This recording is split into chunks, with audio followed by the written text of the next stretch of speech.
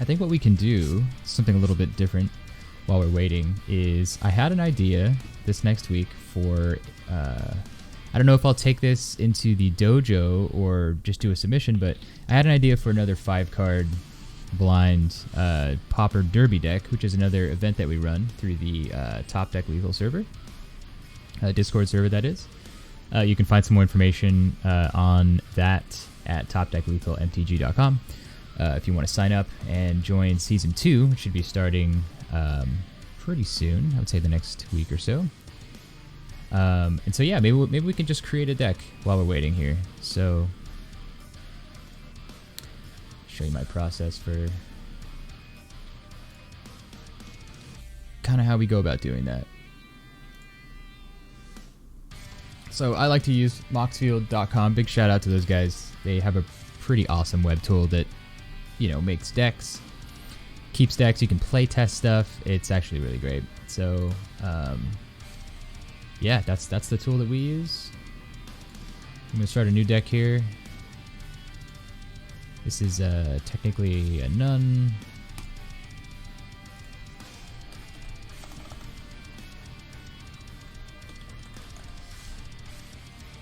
We don't know what it's going to be yet. But I was thinking it might be kind of cool. So the principle behind 5-card blind, the derby, is essentially what we do is we make a Pauper deck with 5 cards. And that's lands included.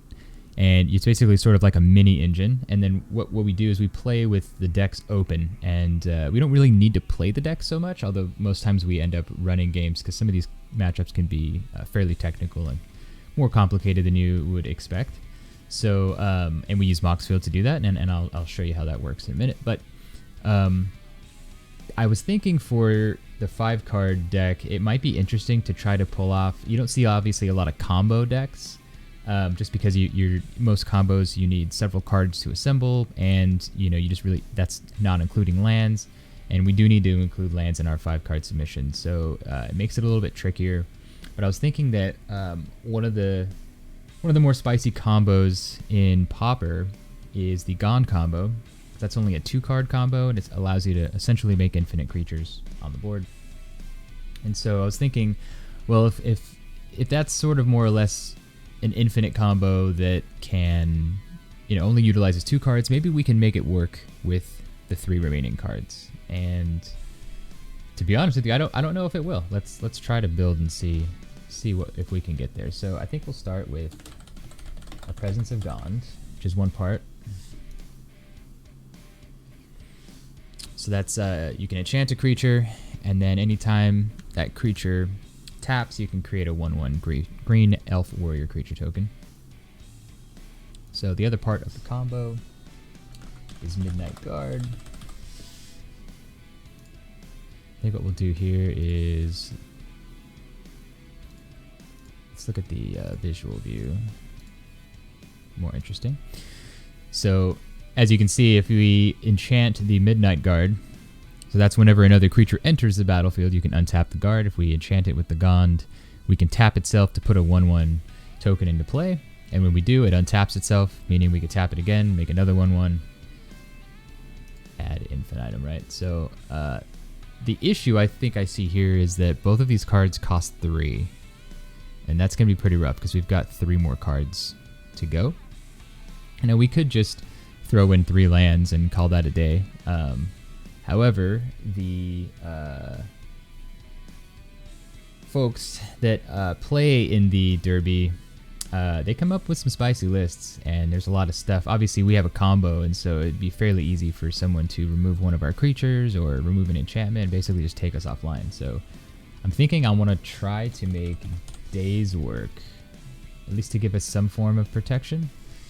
But what's cool about that is we don't really have to pay the casting cost. We can just sort of return an island that we control to our hand, and we can just play days as soon as turn 1, and we can counter target spell unless its controller pays 1, which in this format, obviously lands are very minimal, and so most of the time days is a counter spell. So I do like that. That leaves us 2 lands. So we have 2 lands to try to make a total of 6 mana. That's going to be a little tricky. but there are some options that we can do. So let's see, I don't quite remember the name, so we're gonna use Scryfall to look this up. But there is the new, I think it came out in Kaldheim, if I remember correctly. Maybe we want to try to find like a forest, an island forest maybe, so that we can net a green off of it, but then we can actually still use it for days purposes. So I want to say that this is, obviously it's Pauper. We can probably just do land and search from there. Try search by color. Filter by color, rather. I think remote farm might actually be pretty decent, since that's going to give us 2 turns of 2, so that could take care of like our colorless issue. This might just work if we use, this will be our white too, so why don't we,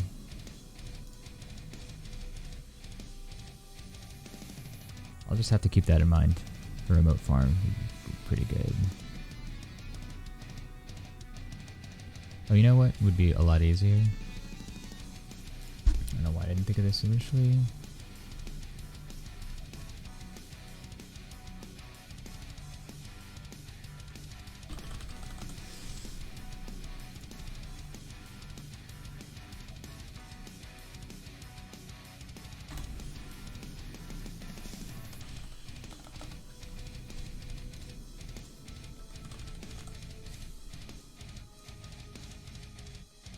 Rimewood Falls, that's the one. So I think that's what we need. So let's try Rimewood Falls and remote farm. So that would be our 5-card deck. And that should work, right? So if we go play test this a bit. I think essentially what we would want to do is we want to go Rimewood Falls turn 1. That comes into play tapped, right? And then so our opponent's next turn, we have the ability to daze some type of big combo piece, or if, you know, they've got something where they're going to go off or do something, we kind of interact with that. But we're also perfectly fine. What's cool about daze is that the only cost is really just returning that island. So technically we could probably play the Gond and then still be able to daze like something that is maybe trying to take us off our combo, right? So like that's pretty strong. So I would say that we would just like pass our turn and then probably put the farm in, which also comes at tapped, and then it adds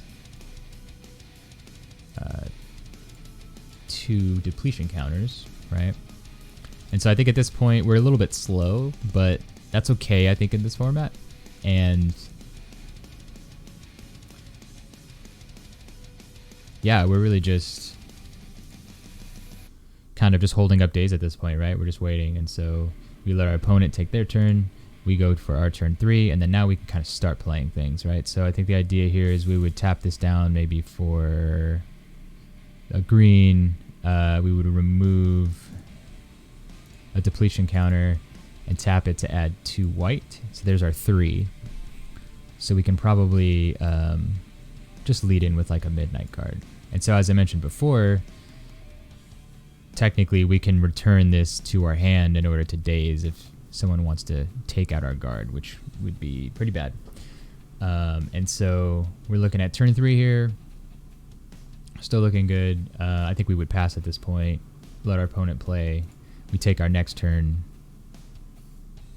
And then if we hadn't used our days so far, this would probably be cool to even just like keep this, right? For the combo, hold it up. And so what we would do is we would tap this down for a green. We would remove the last counter of the remote farm, put it in the graveyard, and then we add 2 white to our pool. So we've got a total of 2 white, 1 green. We could technically play the Gond on top of the guard, which is no longer sick. And we do have days still up, where we could return the falls and, you know, counter a spell in response, and then we just start making all the creatures in the world. So I guess this list will work. I mean, at least it's functional. I don't know how well it will do against some of the other spicier engines that are out there, but That's kind of cool. I do like that. So this will work. And then, yeah, the only other thing to do would be, you know, change some things around. Like this days, I don't like that border.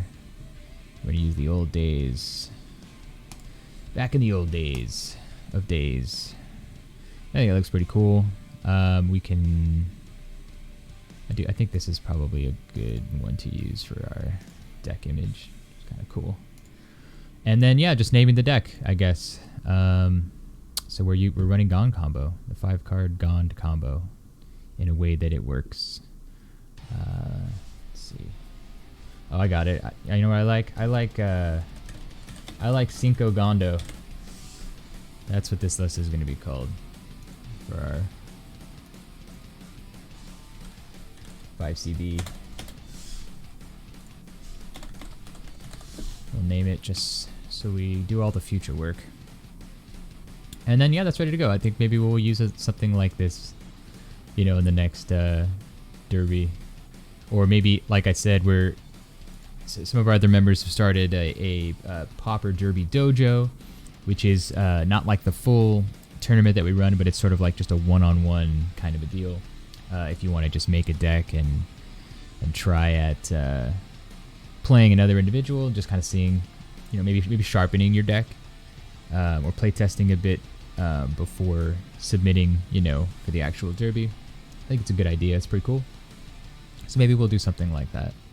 But yeah, that's essentially how that derby works. The only other rules that I think are really in effect here that differ from just regular Magic is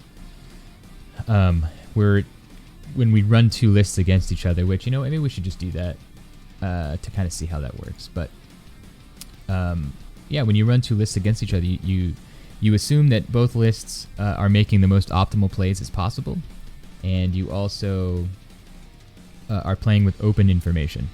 So both decks know what both decks are.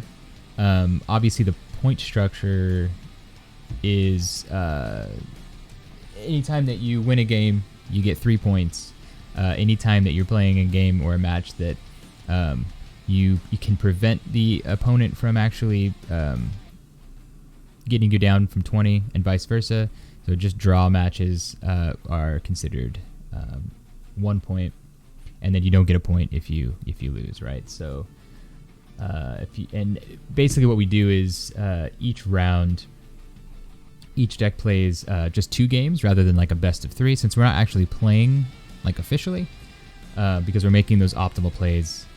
So we really only do a best of 2, where each game, each list is on the play, just to kind of make sure that, you know, there's really not really any variance going on. It's just more each list gets its turn to play first, and yeah, you know, it's as strong as it can be. So that's actually, I think, pretty good. Let's see about running like another list. So what we can do is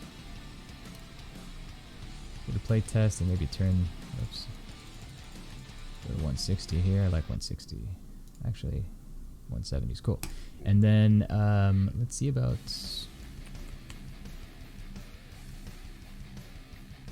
oh, this would be a good one. Okay.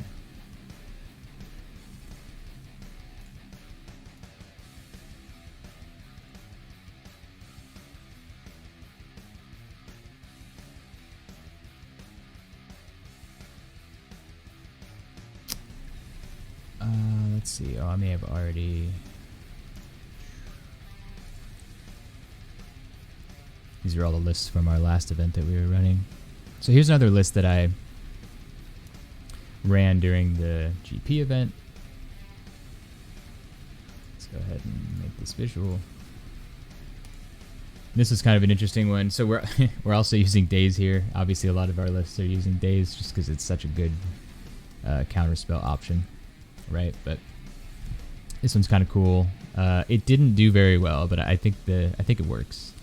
This is Death Ping, and essentially what you're doing is you're trying to get your Typhoid Rats on the board, which is a 1/1 Death Touch, and then you enchant it with Psionic Gift, So enchanted creature has tap. This creature deals 1 damage to target creature or player. And because we're Death Touch, we can basically just shoot any creature on the board that we want. Send a lethal point anywhere, provided that we could keep these in play.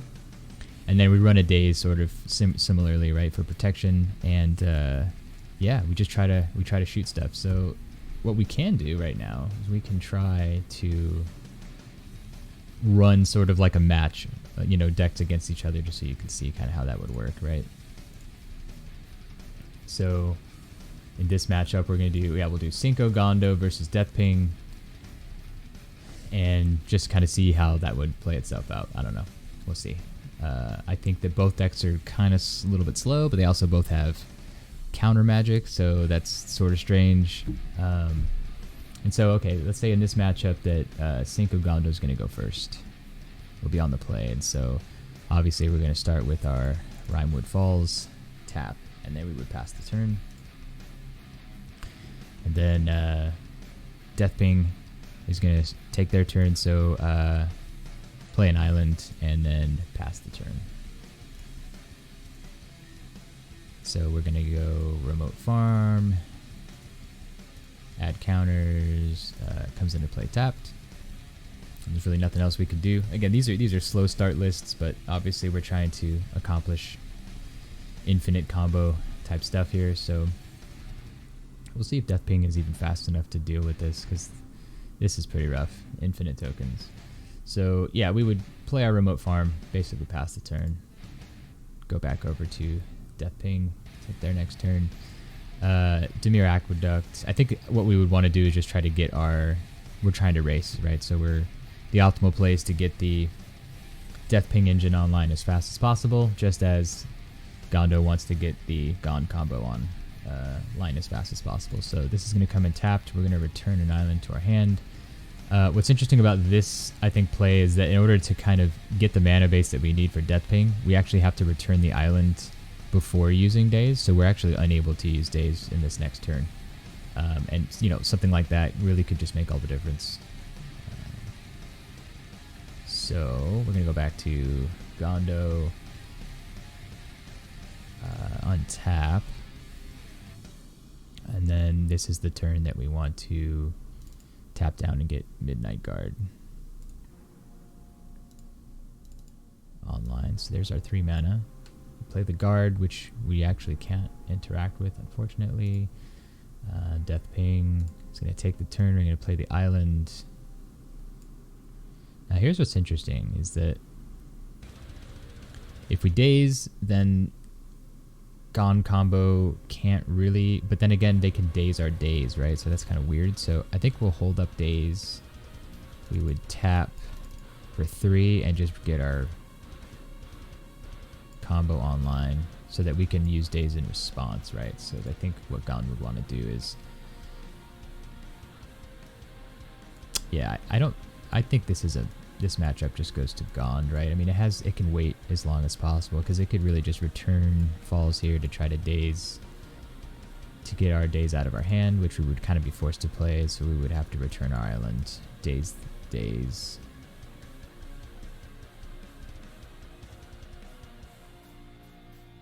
Yeah, we'd have to do that.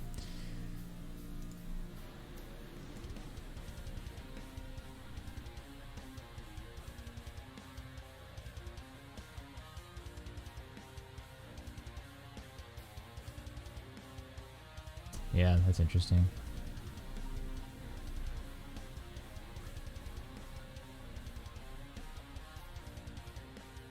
Well,